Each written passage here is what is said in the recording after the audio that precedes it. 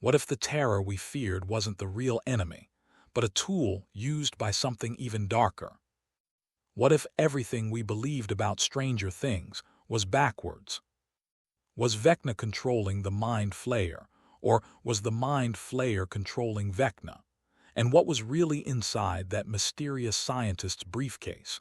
The thing Henry Creel is too terrified to face. And why is Henry Creel terrified of the cave? By the end of this video, everything about the Upside Down will make sense. We'll break down the truth behind Vecna's fear, the Mind Flayer's origin, and the moment that changed everything forever. This is the Stranger Things 5 finale, explained.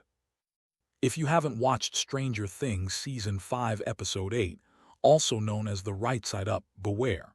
Major spoilers ahead. We're about to break down the finale's most pivotal secrets and answer the questions that fans have been debating since release.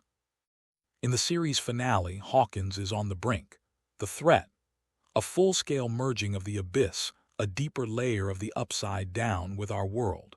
At the center of this disaster is Henry Creel, better known as Vecna, and something even older and more insidious lurking behind him. Our heroes split up. 11, Max and Kali enter Vecna's mind to halt his psychic influence. The rest of the crew enter the abyss to rescue kidnapped children from the pain tree, revealed to be the Mind Flayer itself. Hopper and Murray set a bomb to collapse the interdimensional bridge forever. It's a three-front fight for survival, unlike anything Hawkins has ever seen. For years, Vecna has been positioned as the ultimate villain, a dark, calculating monster with terrifying psychic powers. But the finale gives us a deeper backstory that reframes who or what Vecna really is. Henry Creel wasn't born a monster. He was a gifted child, powerful, curious, and angry. But everything changes the moment he kills the scientist.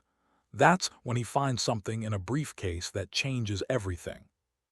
Let's answer the major question. What was in the briefcase, and why does it matter? Inside the briefcase is not a weapon, not a bomb. It's a fragment of the Mind Flayer itself. A pulsing mass of interdimensional particles, alive, aware and searching. The moment Henry touches it, the Mind Flayer doesn't attack him, and something within him shifts forever.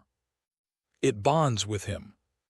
This moment marks the birth of Vecna, but here's the twist. It wasn't pure his power.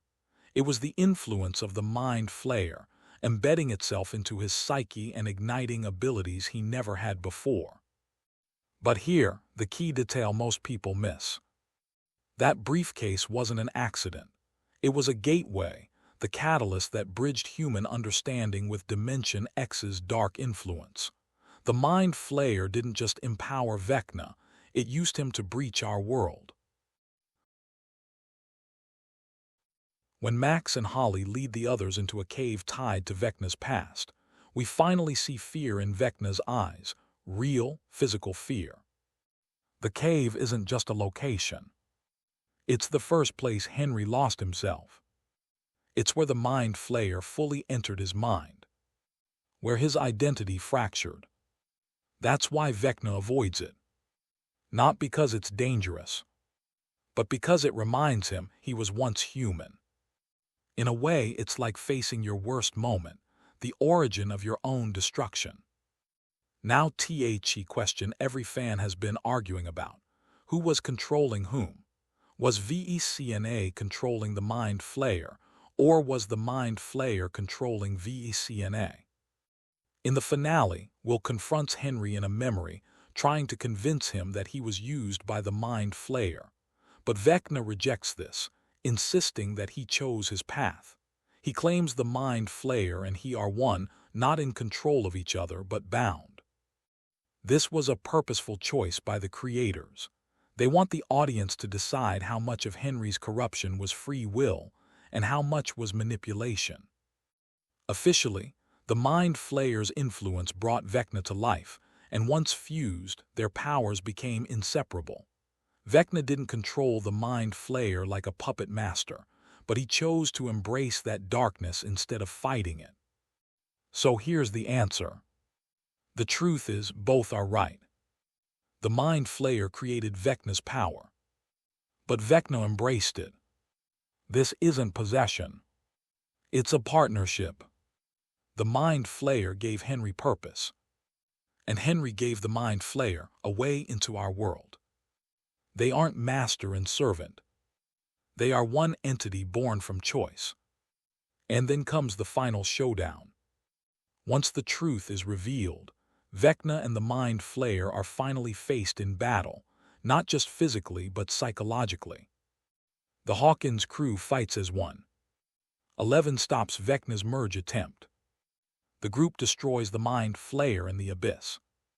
And in the climactic moment, Joyce Byers, not 11, ends Vecna. Joyce Byers delivers the final blow, beheading Vecna once and for all. No powers, no prophecy, just a mother protecting the world.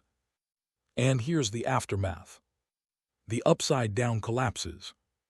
The nightmare ends. And the kids finally grow up. The story ends where it began.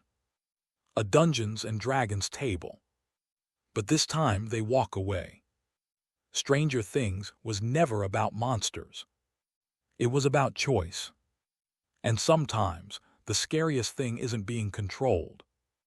It's choosing the dark. If you enjoyed this breakdown, subscribe. Because some stories never really end. Stranger Things may be over, but the legacy of its final battle lives on in these mysteries, choices, and haunting memories. If you enjoyed this breakdown, hit subscribe and ring the bell, because there are still more secrets to uncover in the world of Hawkins. Until next time, stay curious.